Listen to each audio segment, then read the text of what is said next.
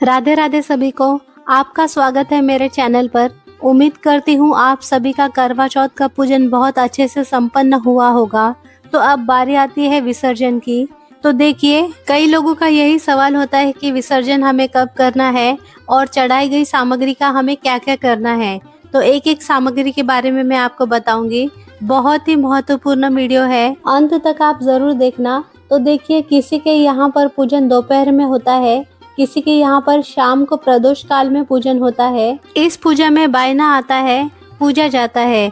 तो जो भी बायना आपने लिया हो उसका क्या करना है, संपूर्ण जानकारी मैं आपको दूंगी। तो बिना स्किप किए वीडियो पूरा देखिएगा। तो देखिए, जब हम चौकी का विसर्जन करते हैं तो सबसे पहले हम हाथ जोड़कर प्रार्थना करते हैं और जो भी देवी देवताओं को हमने विराजमान किया था, उनको स्थापित किया था, उन्हें अपने स्थान पर जाने के लिए आग्रह करते हैं और उनका आशीर्वाद देने के लिए कहते हैं और कहते हैं कि आप अपना स्थान वापस से ग्रहण करें। इसके बाद हम चौकी हिलाएंगे, कलश को हिला देंगे।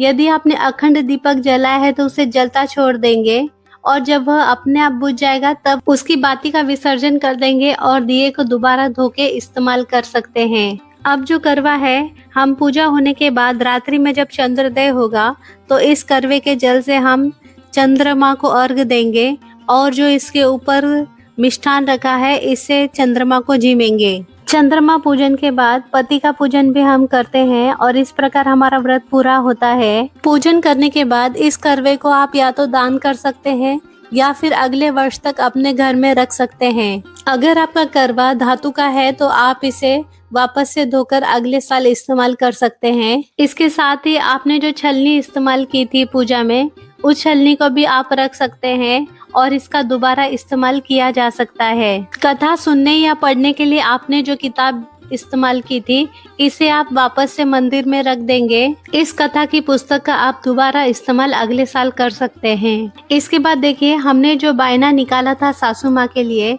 इस बायना को आपको क्या करना है, जो भी साड़ी, सूट या ब्लाउज पीस है, इसके ऊपर आप श्रृंगार की सामग्री रखेंगे। साथ में मीठा करवा है वो भी रखेंगे।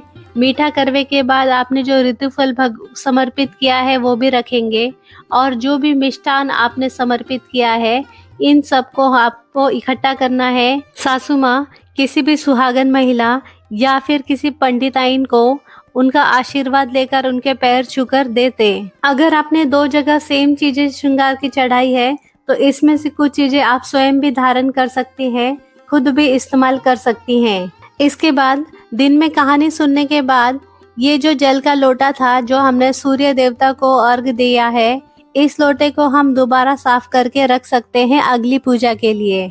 साथ ही जो सिंदूर है, आपने माता को तिलक करने के लिए इस्तेमाल किया था, इस सिंदूर का इस्तेमाल आप स्वयं करें। जो भी पुष्प और पत्ते हमने चढ़ाए हैं, इनका विसर्जन हम अपने गार्डन में कर सकते हैं। इससे इसका खाद बन जाएगा और जो कलावा है आप इसे अपने हाथ पर धारण कर सकते हैं या फिर इसका भी विसर्जन किया जा सकता है। इसके बाद हमने धातु का दिया आरती के लिए इस्तेमाल किया था, इसे भी हम दोबारा धो के इस्तेमाल कर लेंगे। दीप कलश की स्थापना के लिए हमने मिट्टी का दिया इस्तेमाल किया था, इस दीपक को हम विसर्जन कर देंगे। इसके बाद गणेश जी को अपने मंदिर में हम वापस से विराजमान कर देंगे। माता की फोटो के सामने हमने एक छोटी सी प्लेट में भर के जो गेहूं के दाने रखे थे, इन दानों को हम दान कर सकते हैं। साथ ही हमने दोनों करवों की स्थापना के लिए और गणेश जी की स्थापना के लिए जो भी गेहूं या अनाज इस्तेमाल किया था, उसका हम या तो आप दान कर सकते हैं या फिर आप इसे पक्षियों को खिला सकते हैं। दीप कलश के ऊपर एक छोटी सी प्लेट में जो हमने गेहूं के दाने रखे थे, अगर ये गेहूं के दाने तेल गिरने के कारण खराब हो गए हों तो इन्हें पक्षियों को खिला दें। कलश के ऊपर आम के पत्ते, पान के पत्ते या फिर जो अशोका के पत्ते आपने रखे थे, इनको भी हम पुष्प के साथ गार्डन में विसर्जित कर देंगे। इसमें हमने जो सुपारी, हल्दी, अक्षत, रोली और सिक्का डाला था, उसमें से आप सिक्का और सुपारी निकाल कर इस्तेमाल कर सकते हैं और बाकी सब चीजों का हम विसर्जन कर देंगे। इस धातु के कलश को हम धोकर दोबारा इस्तेमाल कर सकते हैं। अष्टदल कमल जिस चावल से बनाया था, उस अक्षत को भी हम पक्षियों को खिला देंगे। माता को जो चुनरी समर्पित की थी, इस चुनरी को आप अपने घर के मंदिर में जो माता है उसे उड़ा दें। अगर आपने करवा चौथ माता का फोटो यूज़ किया है तो आप उसे इस्तेमाल कर सकते हैं, अगले साल के लिए रख सकते हैं।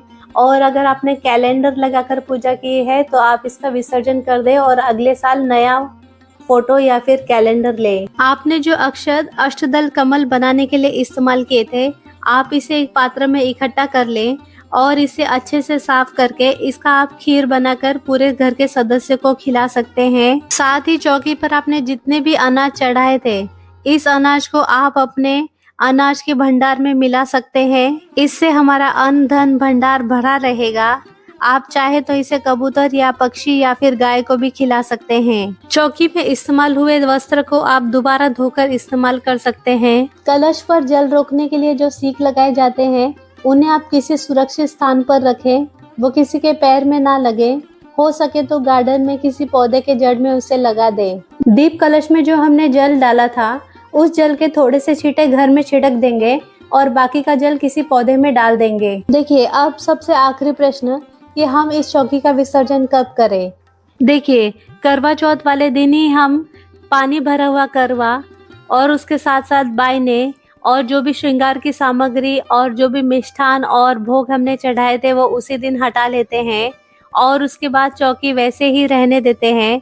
अगले दिन हम जो है वो चौकी का विसर्जन करेंगे नहा धोकर। तो रात्रि में नैवेद्य भोग प्रसाद जो भी हमने अर्पित किया था उसे हटा देंगे और परिवार के साथ ग्रहण कर लेंगे।